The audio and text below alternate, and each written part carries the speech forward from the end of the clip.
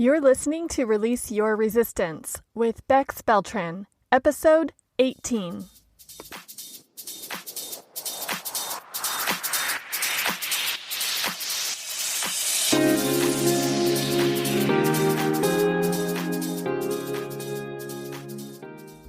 Welcome to Release Your Resistance. This is Bex. The only reason why any of us don't have what we want in life is because of our own resistance. Right now, I'm learning how to recognize and release my resistance, and this podcast tells you how you can release your resistance so that you can live the exact life that you want. Let's get started. If you listened to the last episode about how life is the story you tell yourself, I am really curious what you have been thinking about this past week.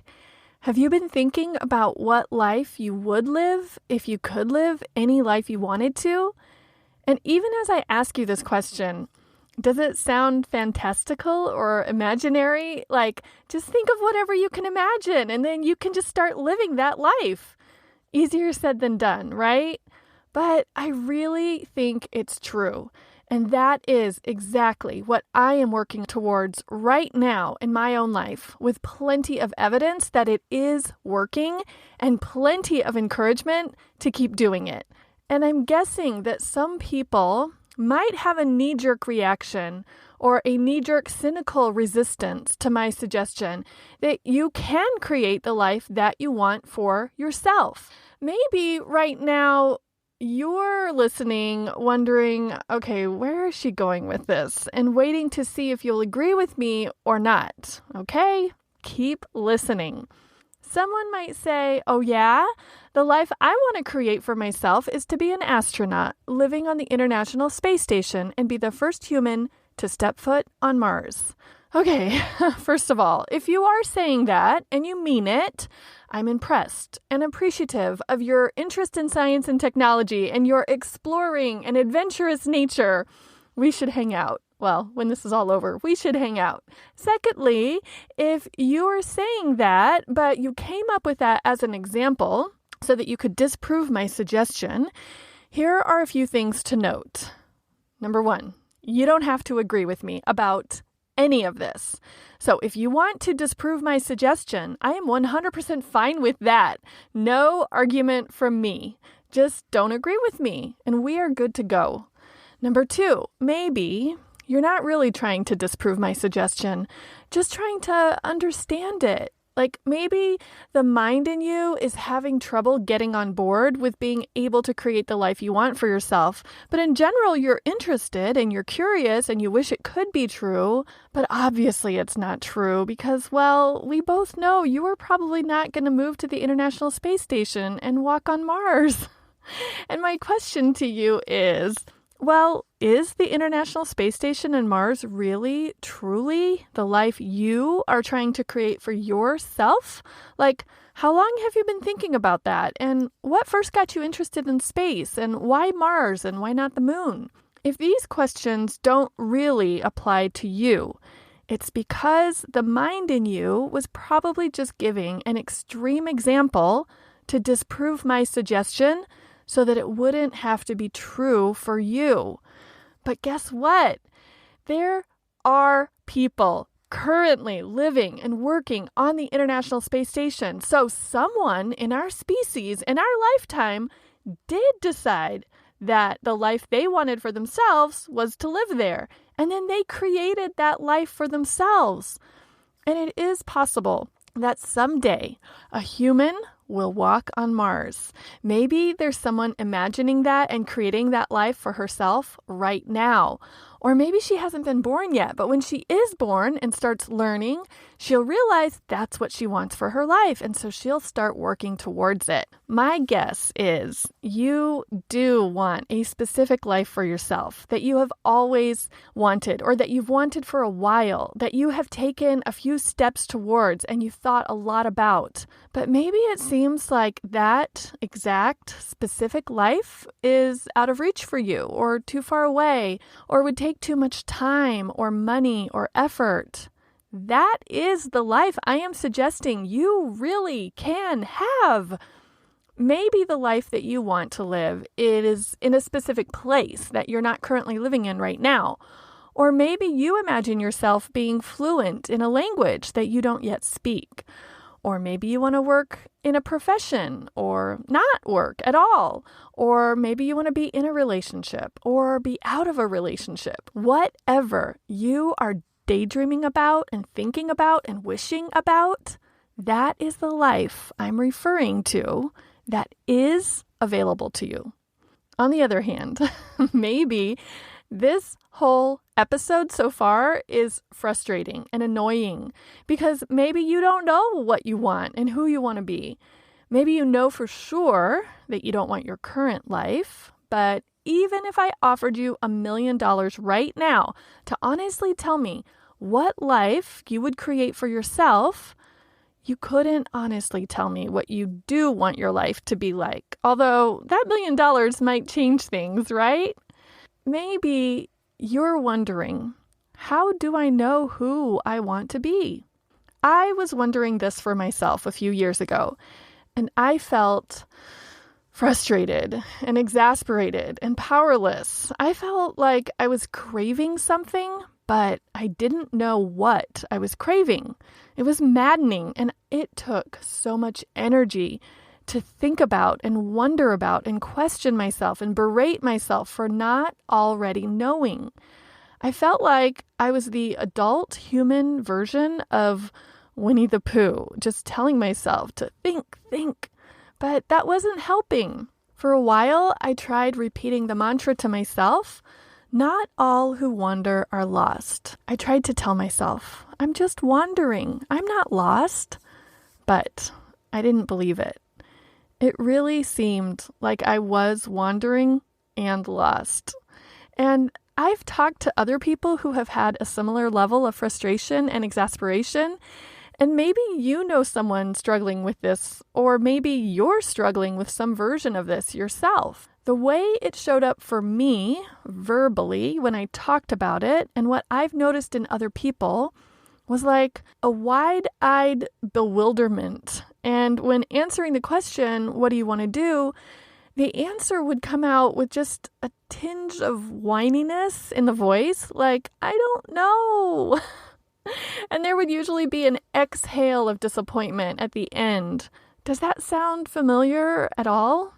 Luckily, a few months into this identity crisis, I was working with a coach who helped me realize that all the drama I was creating for myself about not knowing my life's purpose and direction and not knowing who I wanted to be was all just my own thoughts. Can you believe it?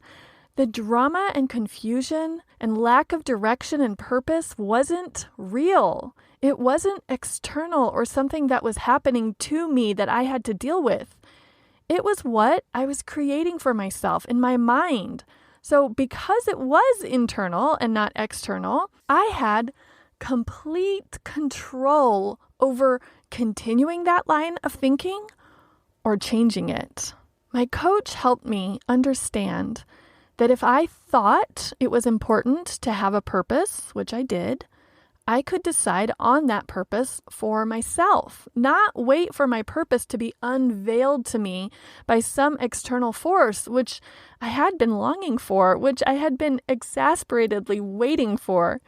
My coach helped me understand that I get to decide all of this. I get to decide what a purpose means, what it includes, how it looks.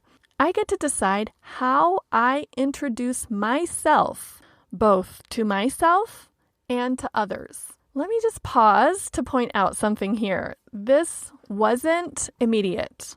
It wasn't like she flipped a switch for me. It's not like one coaching session she told me, hey, Bex, you get to decide what your purpose means. You get to decide how to show up. And I was like, oh, you're right. It's all clear now. No. She may have told me, and I probably said, I don't know. I don't get it. I can't see it. What do you mean? Can you give me an example? I don't think so. So much resistance, right? And not resistance from a place of anger or stubbornness. This was more of a low-level, passive resistance because I genuinely did not know or understand. The awareness she was offering me was new and different and unknown. So, of course, being the protective human mind that it is, my mind wanted to protect me from considering anything new and different. As you know, if you have been following my episodes, one way that my mind can try on new thoughts and ideas is through metaphors. If I see something working in a non-personal way, then I can consider that it could work for me in a personal way. So, in thinking about how I would decide who I wanted to be and what I wanted as my purpose, I imagined myself as a director of a movie, my life. And I thought of the main character in that movie, me. Perfect casting, right? I started thinking, as the director of that movie, what would the movie be about? What did I want for the main character? What would she be doing? How would she show up? What would her strengths and her talents and her special skills be? So I decided to approach myself as if I was writing a character in a movie. Because after all, don't I get to develop my own character? Don't I get to decide on the wardrobe and the scenes and the props and the storyline for my life? I wondered, how do writers develop their characters for movies? So I researched some character development exercises that writers use, and I made a huge list of questions. Then I sat down and answered each question about the character I wanted to play in the movie that is my life. I was very intentional not to compare that future character with who I thought I was currently at the time. This was a resistance-free zone, since I was just answering questions about a character in a fictional movie, not about myself personally. I gave myself complete creative freedom to just answer as I would want the character to be, with no consideration of what I thought about my current real self. By doing this exercise in a resistance-free zone, I was open to any possibility, any outcome, any creative and interesting thing I could imagine would be amazing for this made-up character. And even though I gave myself that creative freedom, the answers weren't all fictional. As I read the questions and thought of the answers, I realized I already am who I want to be in that area, or I already do whatever I would want my character to do for this question. I already have what I would want my character to have for some things. For some questions, though, the answer I wrote down had nothing to do with my current reality. This exercise took hours. I had to skip some questions and come back to them. I didn't like some of the questions, and some of the questions really made me stretch and open my mind. It was fun and liberating and thought-provoking. And after I answered all of the questions, I wrote out all of the answers I had come up with in paragraph form as if I were writing a description of a person, like a biography.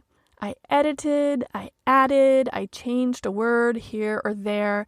And by the time I was done, this took a few more hours, I had an amazing, detailed description of who I wanted to be, and I understood that I wanted my purpose in life to be working towards becoming the character that I had just developed. And becoming that character has been my purpose and is what I have been doing ever since. And I love it. I love her. I think she's so interesting and exciting and smart and funny. She has amazing relationships, an interesting, successful career that she's good at, and a great sense of style. She's who I want to hang out with all of the time. This exercise was life-changing for me. From one day to the next, everything changed for me. Before the exercise, I was craving a purpose. I was confused about what I wanted for myself. After the exercise, I had a purpose. I knew exactly what parts of my life I wanted to work on. I had a clear vision of how I wanted to show up all the time. The skills, habits, and strengths that I didn't have yet were illuminated for me to be aware of so that I could find ways to work on them. The elements that I wanted for my character that I already have and enjoy became obvious so that I can notice them frequently and be grateful for them and find more evidence of their existence. I used this description to write myself a manifesto, which I will talk about in the next episode, and to create a vision board for myself. I repeat parts of this description to myself frequently, and I was and am so delighted when I see evidence of it being true in my life. For example, one of the questions is, how do you want to be seen by others? I wrote, I am confident and happy. I have good energy. And then I noticed 2 times specifically that I'm thinking of right now when people told me, I like your energy when they met me. So cool, right? I especially love using an abbreviated version of this technique with my coaching clients because it helps them get out of their own head and look at themselves, or rather a character, from the outside looking in. This requires imagination, though, and I've noticed not everyone can access this on demand, especially with another person listening intently and taking notes. Sometimes it takes a while to warm up to the completely open, anything goes, everything is possible mentality, and just be as creative and imaginative as possible. Sometimes the mind or the ego is too protective, though, too resistant to change. The mind will throw out all sorts of barriers and obstacles like, I don't know, that's impossible. That's not who I am. I don't deserve that. I could never. Ooh, people wouldn't like if I... Even just thinking about coming up with a new character might feel too big. And if the mind in you is offering commentary as you're trying to do this exercise, it can feel disheartening. So, if you decide to do an exercise like this for yourself, I am forewarning you that there may be resistance from your comfortable, protective mind.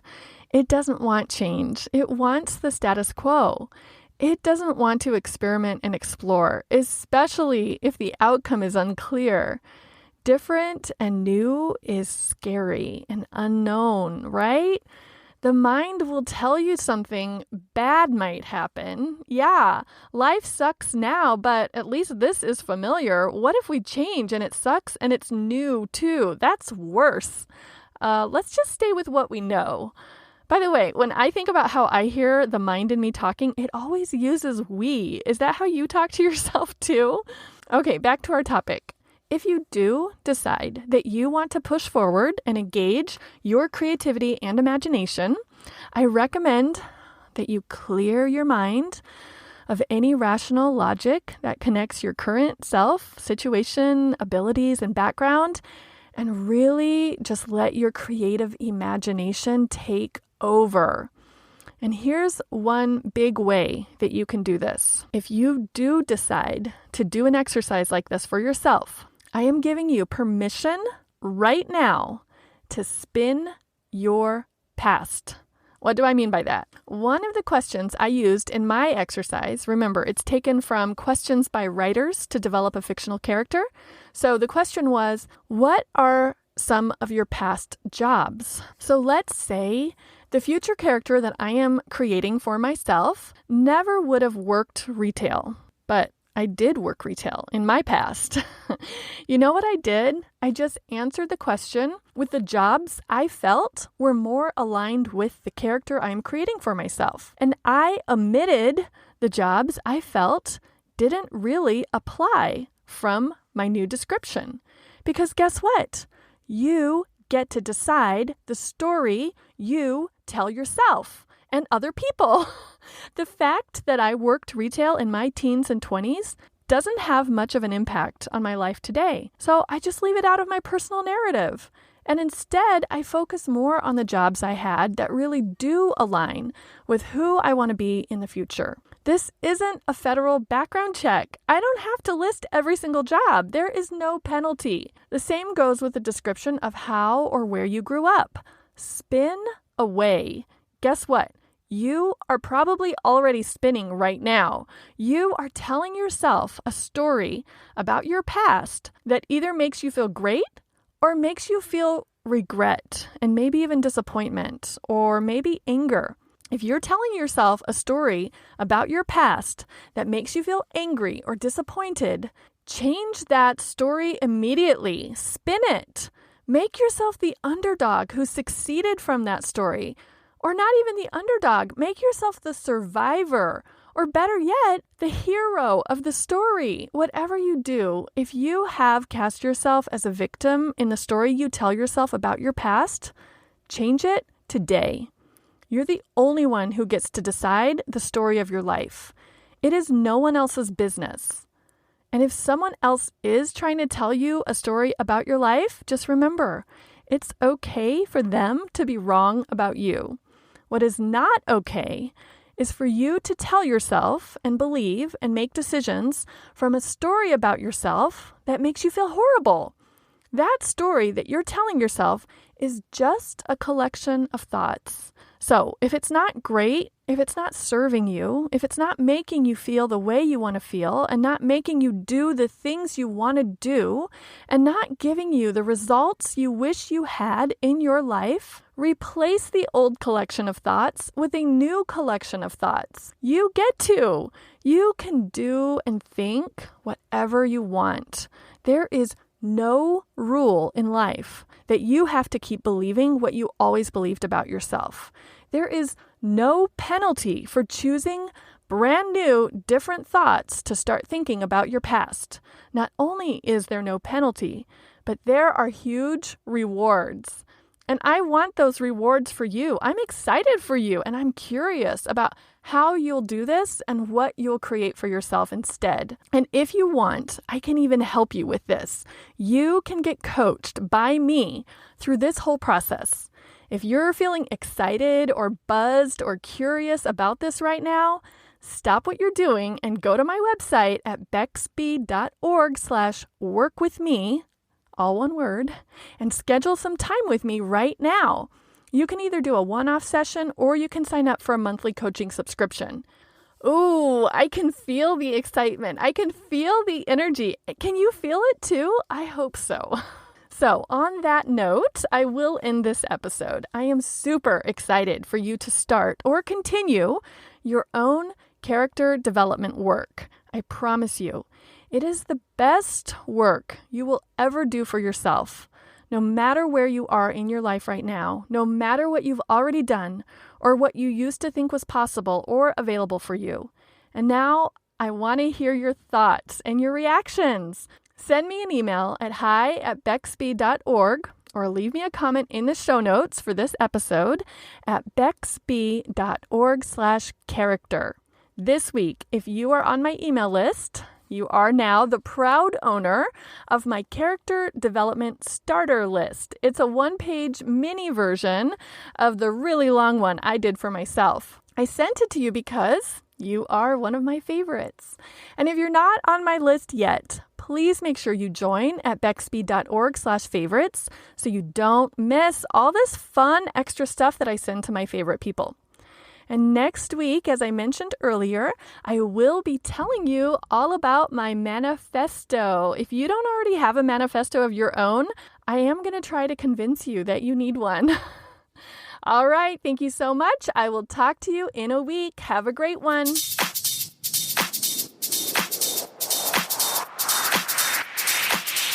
This has been Release Your Resistance. Thank you for listening. If you like this podcast, make sure you're subscribed and leave a review on Apple Podcasts. Also, think about someone who you know who would love this episode and share it with them. There should be a share button on your app if you're listening to this on your phone. If you'd like to continue this conversation one-on-one or in real time, come visit me on my site at bexb.org. to see how we can work together.